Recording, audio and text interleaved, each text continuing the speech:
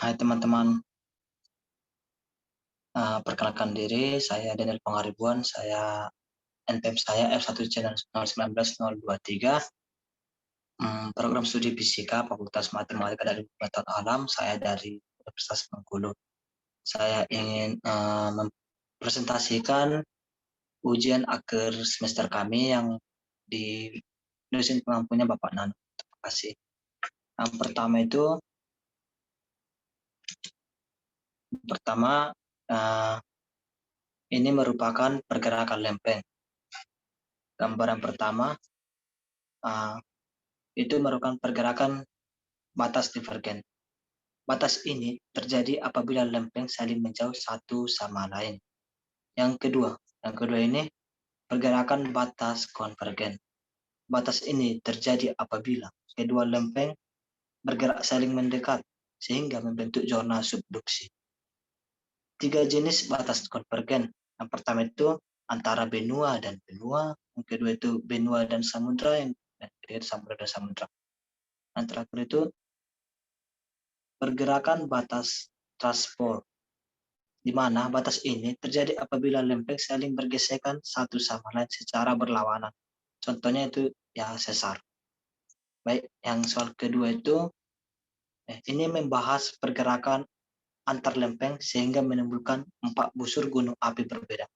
Yang pertama itu pemekaran kerak benua.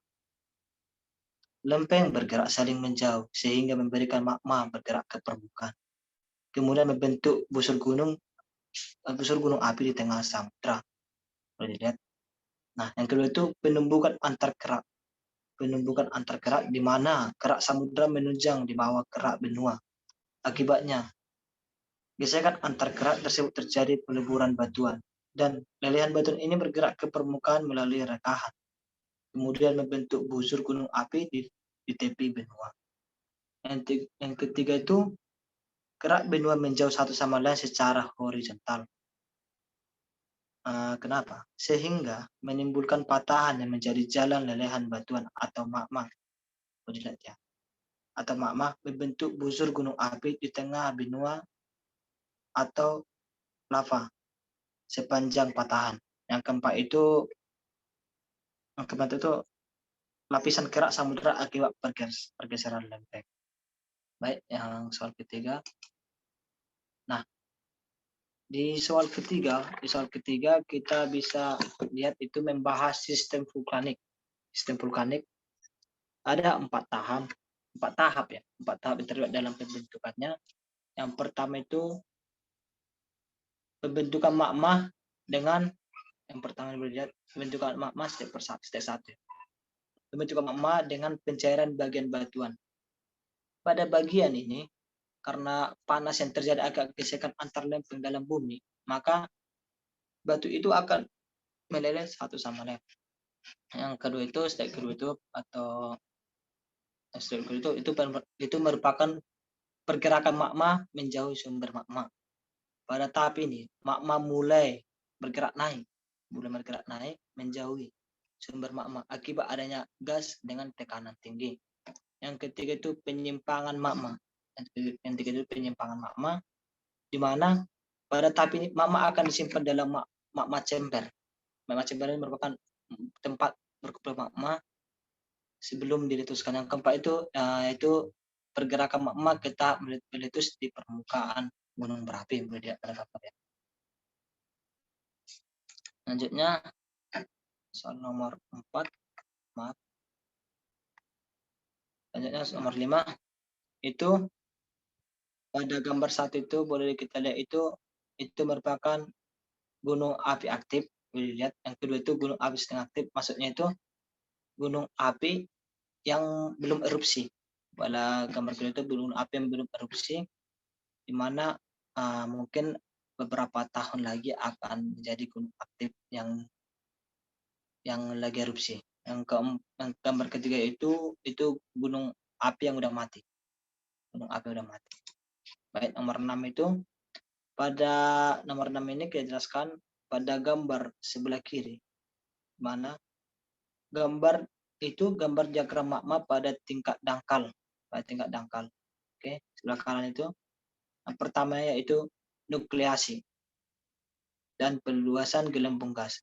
Selanjutnya, aliran gelembung atau bubble flow, di mana pada bagian ini mama beserta dan gelembung-gelembung gas naik. Selanjutnya yaitu fragmentasi. Fragmentasi di mana di sana terjadi penumbukan bubble flow akibat banyaknya dorongan dari bawah. Selanjutnya nomor 7 itu Nah, yang pertama itu erupsi linear, boleh dibaca ya. Pertama itu erupsi linear di mana magma keluar melalui celah yang memanjang sehingga membentuk deretan gunung api. Yang kedua itu erupsi areal, di mana letusan terjadi jika letak dapur magma dekat dengan permukaan bumi. Yang ketiga itu erupsi sentral, di mana letusan terjadi kekar melalui sebuah lubang yang membentuk gunung api yang terpisah. Hasil dari letusan gunung api menimbulkan gas vulkanik, lava atau magma, lahar, hujan abu, dan awan panas. Nomor 8 itu explain in detail and the role of geophysics in condition. Nah, yang pertama volcanoes seismic monitoring. Monitoring.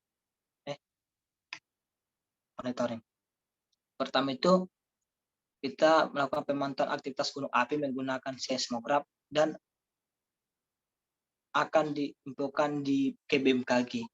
Yang kedua itu volcanoes ground deformation monitoring.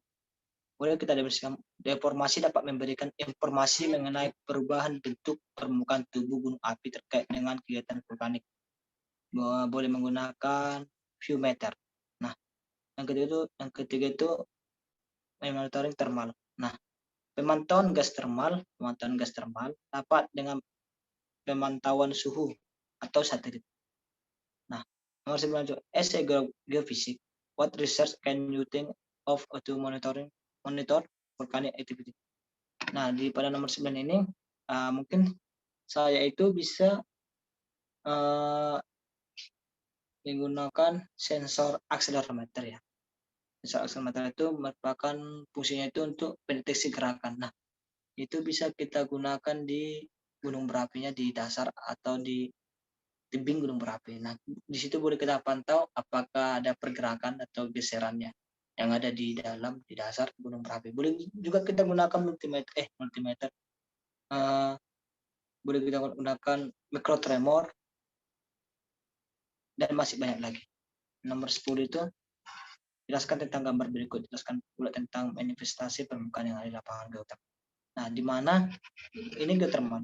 Di mana geotermal didefinisikan sebagai panas yang berasal dari dalam bumi, sedangkan energi panas bumi adalah energi yang ditimbulkan oleh panas tersebut. Baik, terima kasih. Mungkin sekian presentasi saya. Jika ada kata saya yang kurang enak, mohon dimaafkan. Terima kasih.